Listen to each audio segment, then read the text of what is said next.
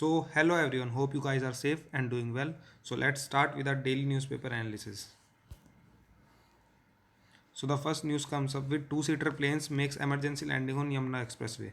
तो आपको पता ही होगा आजकल एक्सप्रेसवे इतने ब्रॉड बन चुके हैं और इतनी उनमें लेन्स है, कोई 6 लेन 8 लेन और 12 लेन इतने लेन्स के हैं, तो वहाँ पे कोई भी जो छोटा चार्टर प्लेन है तो वो हमेशा लैंड कराया जा सकता है। इस वजह से हमने उन्हें इस ब्रॉड कैटेगरी में भी रखा गया है। ठीक है, तो यमुना एक्सप्रेसवे जो कि अलीगढ़ एक तरह से अलीगढ़ नौनाल और अलीगढ़ के बीच में जो हाईवे वहाँ पे इसकी लैंडिंग कराई गई है।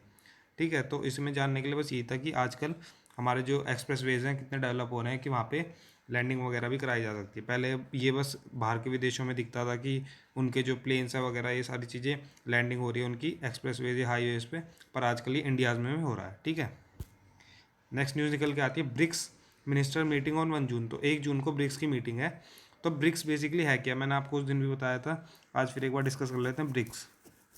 ब्रिक्स है Brazil, Russia, India, China, south Africa. तो ये 5 कंट्रीज़ का एक ग्रुप है जिसका हेडक्वार्टर है शंघाई और जो कि चाइना में है। ठीक है, तो ये हमारा ब्रिक्स का हो गया था। अब इसमें आगे और क्या है, ब्रिक्स की ये मीटिंग हो रही है और ये इस बार इसलिए इंपॉर्टेंट बन जाती है क्योंकि फर्स्ट टाइम है जब ये इंडिया होस्ट कर रहा है। हालांकि ये वर्चुअल मीटिंग है पर इंडिया पहली बार है जो होस्ट कर रहा है। ठीक है, वो बनी कब थी, 2006 में बनी, मतलब 14 साल लग गए, 15 साल लगभग, 2021 चल रहा है तो 15 साल हो गए, पहली बार इंडिया का नंबर आया है होस्ट करने के लिए। ठीक है, और इसमें एक और इम्पॉर्टेंट चीज़ देख लेते हैं, 2010 में कौन ऐड हुआ था इसमें, साउथ अफ्रीका। जब ये पहले ब्रिक था BRIC और उसके बाद बन गया ब्रिक्स BRICS। ठीक है, तो इसमें इंपॉर्टेंट था। अब इसे कौन हमारी तरफ से रिप्रेजेंटेटिव है, हमारे S जयशंकर जो कि एक्सटर्नल मिनिस्टर हैं और उनके चाइना के हैं वांग यिंग। तो एक तरह से वर्चुअल मीटिंग है। ठीक है, इसमें इतना ही था। नेक्स्ट न्यूज़ है फाइजर वैक्सीन सप्लाई में स्टार्ट इन जुलाई। तो फाइजर आपको पता होगा एक फार्मास्यूटिकल कंपनी है जो कि अमेरिका की है। ठीक है, और पहली बार इसे इमरजेंसी में लिया था किसने, इंग्लैंड ने इमरजेंसी में इसे सबसे पहले इसकी वैक्सीन अपने कंट्री में स्टार्ट कराई थी। तो अब इंडिया भी इसकी तरफ देख रहा है, हो सकता है जुलाई में इसकी वैक्सीन इंडिया में आ जाए। ठीक है, तो अब आगे चलते हैं। नेक्स्ट आती है Twitter defaming India defying laws state government. तो आपको पता होगा ट्विटर का एक चल रहा है एक तरह से युद्ध, ट्विटर और इंडियन गवर्नमेंट का, कि ट्विटर का कहना है कि जो इंडियन पॉलिसी है, मतलब ट्विटर पॉलिसी है, उसके अकॉर्डिंग हम अपनी प्राइवेसी जो है उसे हम रिलीज़ नहीं कर सकते। मतलब जो हमारी प्राइवेसी है लोगों के लिए एंड टू एंड एनक्रिप्टेड है ना, तो वो वाली चीज़।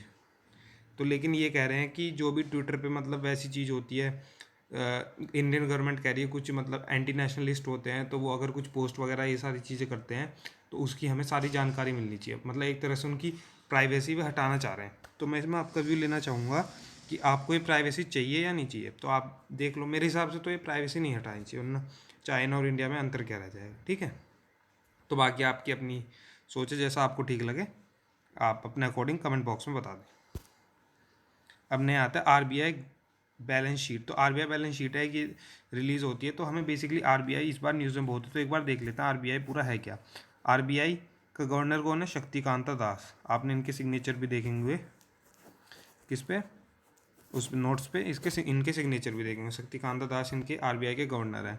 अब RBI का मेन फंक्शन क्या है, RBI का फंक्शन है इन्फ्लेशन रेगुलेट करना। इन्फ्लेशन जो है रेगुलेट करना, जो भी कंट्री में महंगाई और सस्ती चीज़ें जो भी हैं वो रेगुलेट करना। अब ये किस उस पर करते हैं, तो ये कहते हैं रेपो रेट। रेपो रेट होता है किस रेट पे RBI लोन देता है बैंक्स को, लोकल बैंक्स जो होते हैं ना उन्हें जो लोन देगा उस रेट पे, जो जिस रेट पे देगा उस रेट को कहते हैं रेपो रेट। मान लीजिए कोई बैंक है, मान लो SBI मान लो, RBI ने उसे लोन दिया कितने पे, मान लो RBI है, एक है SBI। RBI ने इसे लोन दिया 5% पे। ठीक है, अब SBI का कोई मान लो कस्टमर है, SBI ने उसे दे दिया 9% पे या 6% पे, 5 से तो ज़्यादा पी देगा। ठीक है, 9% पे दे दिया, तो अब जो 4% का डिफरेंस हुआ ये हो गई SBI की इनकम। ठीक है, अब RBI ने दे दिया इसे 5% पे। ठीक है, तो इस वजह से अब कस्टमर को लोन मिल गया। अब मान लो RBI को इन्फ्लेशन करना, कोई भी चीज़ मान लो महंगाई बढ़ानी है मान लो। ठीक है, इन्फ्लेशन हो गया तो RBI क्या करेगा, इस रेट को 6% कर देगा। यहाँ 6% हो गया, अब यहाँ पे 6% हो गया, पहले न होता तो अब SBI से 10% कर देगा। अब जो कस्टमर है वो 10% पे लेना चाहेगा नहीं लेना चाहेगा उसकी मर्जी है ना। तो अब 10% पे इतना महंगा वैसे ही कोई कोई लेता, जिसे बिल्कुल ही नीड हो, बिल्कुल ज़रूरत हो तभी लेगा।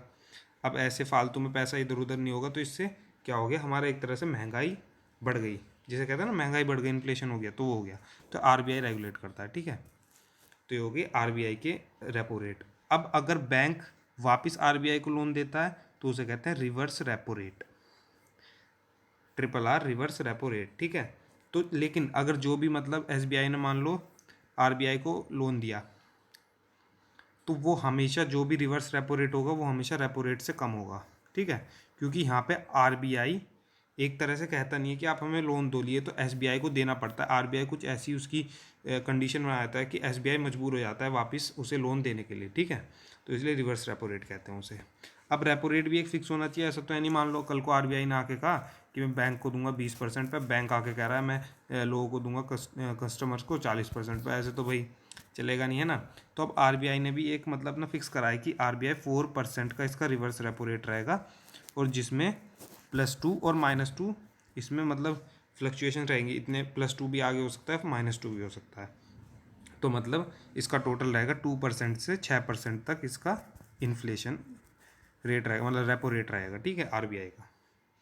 अब एक बार देख लेते हैं कि मतलब अगर आरबीआई रेगुलेट ना करे, क्योंकि लोग कहते हैं ना कि पैसा छाप के तो महंगाई बढ़ाई जा सकती, मतलब पोवर्टी वो डिमिनिश की जा सकती है, तो ऐसा नहीं होता। क्योंकि आपको अगर मैं एक एग्जांपल दूं वेनेजुएला का, वेनेजुएला और जिम्बाब्वे दोनों ही कंट्री ले लो, तो इसमें क्या है, वेनेजुएला में क्या हुआ था, दोनों कंट्री का ही ले लें, कि इन्होंने यही सोचा था कि हम पॉवर्टी कैसे दूर करें।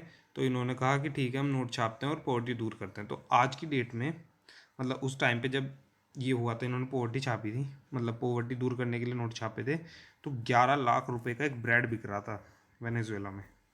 तो सोच लो इन्होंने इतने नोट छाप लिए कि एक बंदे को 11 लाख रुपए देने पड़ रहे हैं ब्रेड लेने के लिए। 11 लाख आप समझते हो कितने ब्रेड के लिए। तो वही चीज़ है, वहाँ पे लोगों की इनकम ऐसी होती थी, मतलब कोई जिसकी इंडिया में 30-40 हज़ार रुपये, वहाँ पे उसकी 20 करोड़ रुपए इनकम है, तो मतलब कोई फ़ायदा है इसका, 11 लाख रुपए का ब्रेड मिल रहा है। तो वो इसीलिए पोवर्टी दूर करने का कोई मतलब ऐसे नोट छाप के तो बेसिकली कोई फ़ायदा नहीं। अब जैसे वेनेजुएला और जिम्बाब्वे आया, तो वेनेजुएला एक बार देख लेते हैं कहाँ पे। वेनेजुएला है साउथ अफ्रीका कॉन्टिनेंट में। साउथ अफ्रीका कॉन्टिनेंट में कितने साउथ अफ्रीका नहीं सॉरी साउथ अमेरिका कॉन्टिनेंट में, और इसमें टोटल कितने कंट्रीज़ हैं, 14 कंट्रीज़ हैं, ठीक है। वेनेजुएला की कैपिटल क्या है, कैरेकस, कैरेकस या ऐसी है कैरेकस, ठीक है। ये वेनेजुएला की कैपिटल, और बेसिकली ये लैंड लॉक कंट्री नहीं है, ठीक है, लैंड लॉक नहीं है। तो ये क्वेश्चन आ जाता है, वो कितनी कंट्रीज़ के साथ बाउंड्री शेयर करती है, 3 कंट्रीज़ के साथ, ठीक है। तो वेनेजुएला का हो गया। अब एक बार जिम्बाब्वे देख लेते हैं। जिम्बाब्वे, जिम्बाब्वे की कैपिटल है हरारे, ठीक है, हरारे इसकी कैपिटल है। कौन सी कॉन्टिनेंट में, साउथ अफ्रीका, वो अफ्रीका कॉन्टिनेंट में है, ठीक है। और ये लैंड लॉक कंट्री है एक, वो कितने कंट्रीज़ के साथ बाउंड्री शेयर कर रही है, 4 कंट्रीज़ के साथ इसकी बाउंड्री शेयर हो रही है, ठीक है। तो ये हो गया हमारा जिम्बाब्वे और वेनेजुएला का पूरी ये चीज़ हो गई, ठीक है। अब आगे बढ़ते हैं। Subrahmanyam to be the commerce secretary, तो सुब्रमण्यम हमारे नए कॉमर्स सेक्रेटरी बनेंगे, ठीक है। अब इसमें आपको इस न्यूज़ में 3 चीज़ निकालनी है जो याद करनी है आपको। सबसे पहले कि कॉमर्स सेक्रेटरी कौन है नए, सुब्रमण्यम। अब दूसरा raw, research and analysis wing. अब इसके और आईबी आपको पता होगा इंटेलिजेंस ब्यूरो और रिसर्च एंड एनालिसिस विंग, तो इनके जो हमारे सेक्रेटरी थे उन दोनों का टेन्योर 1-1 साल बढ़ गया। तो रॉ के जो हमारे सेक्रेटरी थे उनका नाम था समर्थ कुमार गोयल, समर्थ कुमार गोयल। तो इनका 1 साल टेन्योर बढ़ गया। और इन्हीं के बैचमेट थे आईपीएस ऑफिसर अरविंद कुमार, ठीक है, ये आईबी के सेक्रेटरी। अब इनका भी 1 साल टेन्योर बढ़ गया, तो इन दोनों का टेन्योर 1-1 साल बढ़ गया। तो इसमें इंपॉर्टेंट तो रो और आईबी के सेक्रेटरी हैं, लेकिन कॉमर्स इस बार ज़्यादा रहा है जैसे, तो इसलिए कॉमर्स सेक्रेटरी सुब्रमण्यम, बीवी सुब्रमण्यम है शायद पूरा नाम इनका, तो इनका भी नाम याद रखना चाहिए, ठीक है। अब आगे चलते हैं। नेक्स्ट न्यूज़ निकल के आती है, Karnataka to challenge NGT decision. NGT क्या है, एनजीटी है नेशनल ग्रीन ट्राइब्यूनल, जो कि 2010 में बनी थी।